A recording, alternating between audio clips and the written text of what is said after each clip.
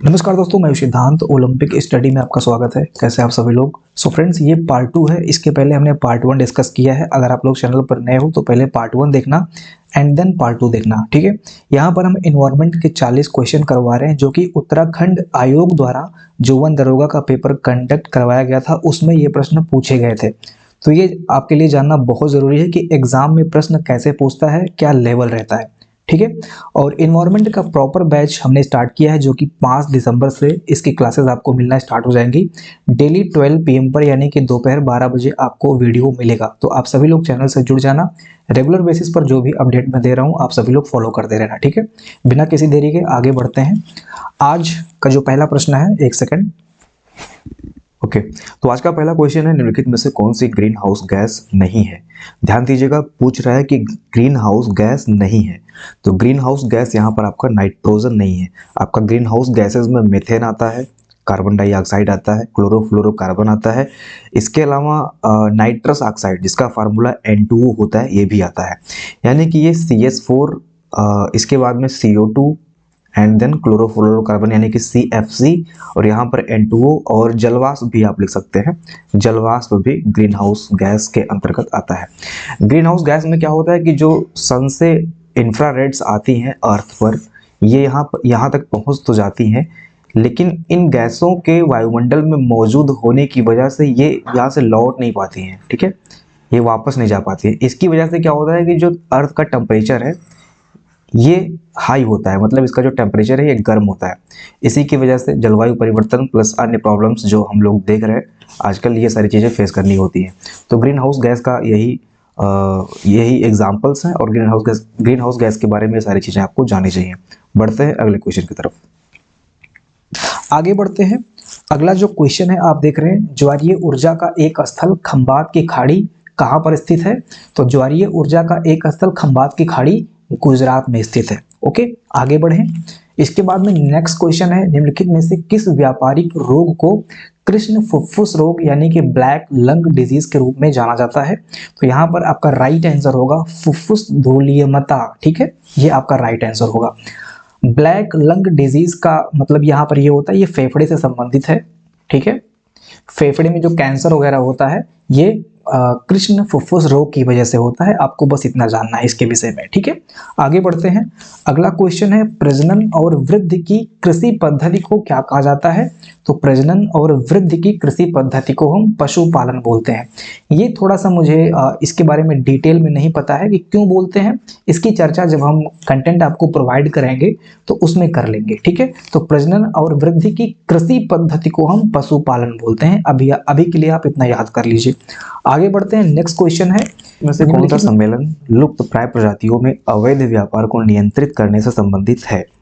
तो यहाँ पर लुप्त प्राय प्रजातियों में अवैध व्यापार को नियंत्रित करने से जो सम्मेलन संबंधित है वो है आपका CITES सम्मेलन। याद रखना, ठीक है।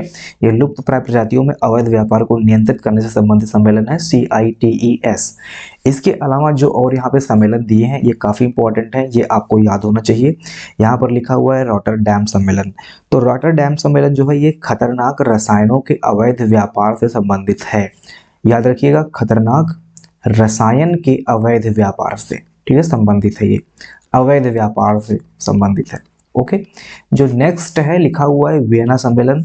बहुत सारे बच्चों को पता होगा कि वियना सम्मेलन ओजोन परत का जो क्षय हो रहा है उससे संबंधित है।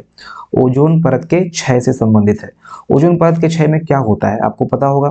समताप मंडल में जो O3 गैसेस हैं ये अर्थ पर जो सन से अल्ट्रावायलेट रेज आती हैं उनको रोकती है, यहीं पर रोक लेती हैं, ब्लॉक करती हैं, ठीक है।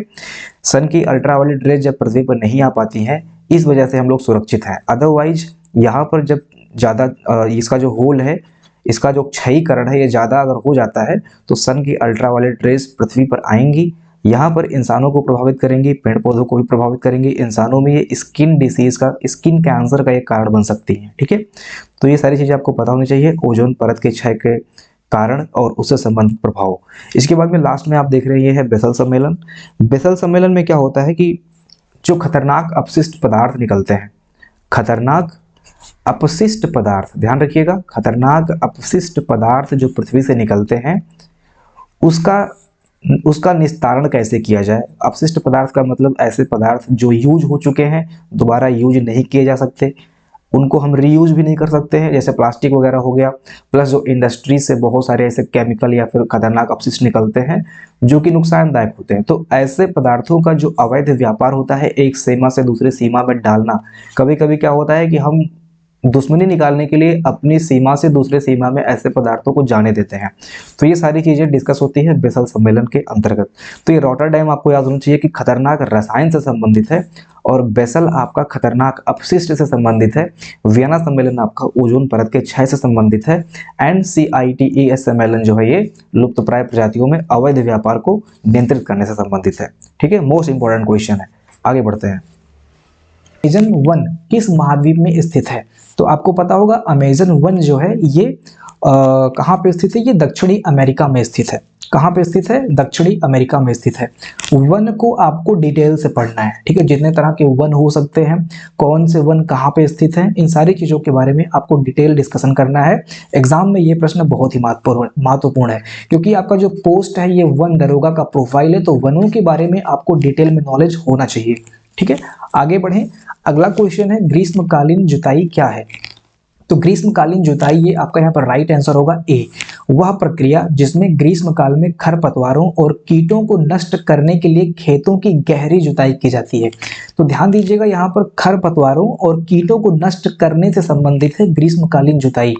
ठीक है, यहाँ पर आप देख रहे हैं कि वर्षा से बचने के लिए भी ऑप्शन दिया हुआ है, या फिर नमी नियंत्रण से संबंधित ऑप्शन दिया हुआ है, जल संरक्षण से संबंधित ऑप्शन दिया हुआ है। तो आपको याद रखना है कि खरपतवारों और कीटों को नष्ट करने के लिए हम ग्रीष्मकालीन जुताई करते हैं। ठीक है, आगे बढ़ें। अगला क्वेश्चन है मृदा के गीले होने पर आकार या ढलाई को बदलने की क्षमता को निम्नलिखित में से कौन सा कारक निर्धारित करता है? गीली मिट्टी को आकार या ढलाई में बदलने की क्षमता को कौन सा यहाँ पर कारक है जो निर्धारित करता है?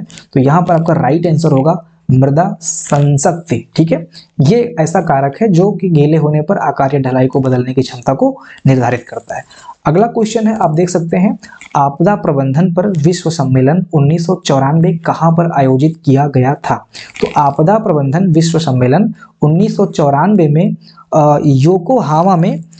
योकोहामा में आयोजित किया गया था। ठीक है, तो ध्यान रखिएगा 1994 में जो आपदा प्रबंधन से संबंधित विश्व सम्मेलन हुआ था वो योकोहामा में करवाया गया था। हिरोशिमा या फिर टोक्यो लगा के मत आना, योकोहामा आप याद रखिएगा। ठीक है, आगे बढ़ते हैं। अगला क्वेश्चन है भारत की 42वीं और हाल ही में अंतर्राष्ट्रीय महत्व की आर्द्र भूमि कौन सी है? तो भारत की कौन सी है 42वीं और हाल ही में अंतर्राष्ट्रीय महत्व की आर्द्र भूमि कौन सी है? तो यहाँ पर आपका राइट आंसर होगा सोकर आर्द्र भूमि। ठीक है, सोकर आर्द्र भूमिता यहाँ पर साइलेंट हो जाएगा। ये आपका लद्दाख में स्थित है। ठीक है, कहाँ पर है? लद्दाख में। ओके, आगे बढ़ते हैं। अगला क्वेश्चन है निम्नलिखित में से कौन सी नदी पश्चिम की ओर बहती है? तो यहाँ पर आपका राइट आंसर होगा ताप्ती। मोस्ट इंपॉर्टेंट क्वेश्चन है, जीएस सेक्शन में भी ये पूछा जा सकता है। तो निम्नलिखित में से कौन सी नदी है जो पश्चिम की ओर बहती है? तो ताप्ती नदी है। इसके अलावा एक और नदी है नर्मदा नदी। ठीक है, तो नर्मदा और ताप्ती दो ऐसी नदियां हैं जो भारत में जाकर पश्चिम साइड में गिरती हैं। ठीक है, आगे बढ़ें। अगला क्वेश्चन है बांधों के निर्माण के कारण नदियों में मौजूद जलीय जंतुओं पर कैसा प्रभाव पड़ता है? तो बांधों के निर्माण के कारण नदियों में मौजूद जलीय जंतुओं पर कैसा प्रभाव पड़ता है? तो ऑब्वियस सी बात है नेगेटिव प्रभाव पड़ेगा। ठीक है, तो नकारात्मक यहाँ पर आपका राइट आंसर हो जाएगा। होता क्या है कि बांधों के निर्माण से जो जलीय जीव होते हैं उनका आवास डिस्टर्ब होता है। ठीक है, वो जहाँ पे रह रहे होते हैं उनका आवास डिस्टर्ब होता है। ठीक है, इसके बाद में उनका जो भोजन है, खाना है, ठीक है, जिसको हम भोजन कहते हैं, वो भी डिस्टर्ब हो जाता है। इसके बाद में जो पानी की क्वालिटी होती है, ये भी प्रभावित होती है बांधों के निर्माण से। ये भी जलीय जंतुओं पर नेगेटिव इम्पैक्ट डालता है। ठीक है, आगे बढ़ें। अगला क्वेश्चन है कौन सी मृदा में नमी को लंबे समय तक बनाए रखने की क्षमता होती है? तो कौन सी मृदा में नमी को लंबे समय तक बनाए रखने की क्षमता होती है? तो यहाँ पे आपका राइट आंसर होगा बलुई मृदा। ठीक है, बलुई मिट्टी में नमी को लंबे समय तक बनाए रखने की क्षमता होती है। मिट्टियों के बारे में डिटेल डिस्कशन कंटेंट में किया जाएगा, वीडियोस में किया जाएगा। ठीक है, अगला क्वेश्चन है निम्नलिखित में से अवसादी प्रकार के पोषक चक्र का उदाहरण कौन सा है? अवसादी प्रकार के पोषक चक्र का उदाहरण कौन सा है? तो यहाँ पे आपका राइट आंसर होगा फास्फोरस। ठीक है, फास्फोरस चक्र जो है ये अवसादी प्रकार के पोषक चक्र का उदाहरण है। बाकी जो चक्र हैं इनका डिटेल डिस्कशन हम लोग कंटेंट में करेंगे। सारे चक्रों को आपको पढ़ना है, नाइट्रोजन चक्र, कार्बन चक्र, ऑक्सीजन चक्र, ठीक है, सबको आपको डिटेल में पढ़ना है। अगला क्वेश्चन है, निम्नलिखित में से रेशम कीटों का व्यावसायिक पालन कौन सा है? तो आपको पता होगा कि रेशम कीटों का जो व्यावसायिक पालन है इसको हम बोलते हैं सेरीकल्चर। ठीक है, सेरीकल्चर को रेशम कीटों का व्यावसायिक पालन, सेरीकल्चर के अंतर्गत जो है हम रेशम कीटों का पालन करते हैं। इसके अलावा जो यहाँ पर लिखा हुआ ये भी आपको पता होना चाहिए। अगला है आर्बोरी कल्चर किसे कहते हैं? तो आर्बोरी कल्चर जो है ये पेड़ पौधों से संबंधित जो कृषि होती है, इनका जो इनके ग्रोथ के लिए जो हम लोग बोल सकते हैं कि पढ़ते हैं, लिखते हैं, इसके बारे में जो नियम कानून आप नहीं बोल सकते हो। ठीक है, आप ये समझ लीजिए कल्चर। ठीक है, एग्जैक्ट मुझे याद नहीं आ रहा है। तो आर्बोरी कल्चर जो है ये पेड़ पौधे से संबंधित, ठीक है। अगला है एपीकल्चर। एपीकल्चर होता है मधुमक्खी पालन से संबंधित। ठीक है, ये सभी को पता होगा, मधुमक्खी पालन को हम एग्रीकल्चर बोलते हैं। अगला है और लास्ट है यहाँ पर एक्वाकल्चर। एक्वाकल्चर का मतलब क्या है? एक्वा का मतलब ये होता है जलीय। ठीक है, ये इसका शाब्दिक अर्थ है एक्वा का, यही होता है जलीय। एक्वामैन एक मूवी भी आई थी, ठीक है, आपको याद होगा। तो जलीय शाब्दिक अर्थ है इसका। एक्वाकल्चर का मतलब ये होता है कि जलीय पौधों और पशुओं, ठीक है, जलीय जो पौधे होते हैं और उनमें रहने वाले जो जंतु होते हैं, जीव जंतु होते हैं छोटे मोटे, इनके पालन से संबंधित चीजें यहाँ पर हम पढ़ते हैं एक्वाकल्चर के अंतर्गत। ठीक है, आगे बढ़ें। अगला क्वेश्चन है, दक्षिण अमेरिका में निम्नलिखित में से किस प्रकार का घास का मैदान पाया जाता है? तो दक्षिण अमेरिका में किस प्रकार का घास का मैदान पाया जाता है? आपको पता होगा, प्रेरी बोलते हैं इसको। ठीक है, ऐसे लिखा जाता है, प्रेयरी। तो प्रेरी घास का मैदान जो है ये दक्षिण अमेरिका में पाया जाता है और ये अर्जेंटीना में स्थित है। कहाँ पर स्थित है? अर्जेंटीना में स्थित है। आप ये भी याद रखिएगा, कभी कभी ऑप्शन में दक्षिण अमेरिका नहीं लिख के सीधे अर्जेंटीना बोल देगा। तो अर्जेंटीना में निम्नलिखित में से किस प्रकार का घास का मैदान पाया जाता है? तो प्रेरी बोलते हैं इसको।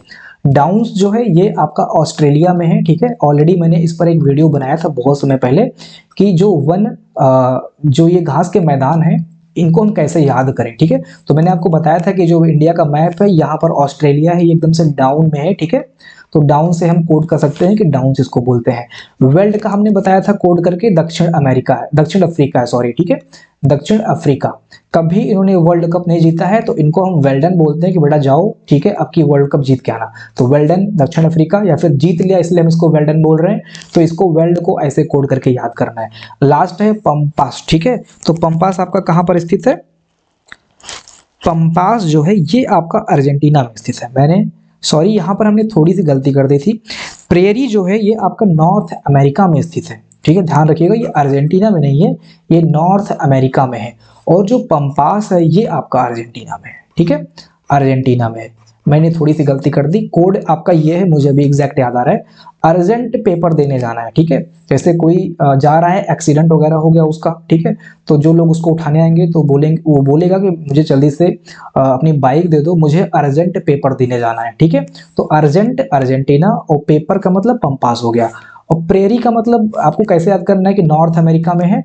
तो नॉर्थ अमेरिका के लोग कभी कभी आप देखते होंगे प्रेयर ज्यादा करते हैं। ठीक है, ओ गॉड मेरा ये काम करवा देना। ठीक है, तो प्रेयर से संबंधित है नॉर्थ अमेरिका, यानी कि प्रेरी, आपको ऐसे याद करना है। ठीक है, अगला क्वेश्चन है, निम्नलिखित में से भारत की मुख्य भूमि पर ऊपरी वायु परिसंचरण कौन सा है?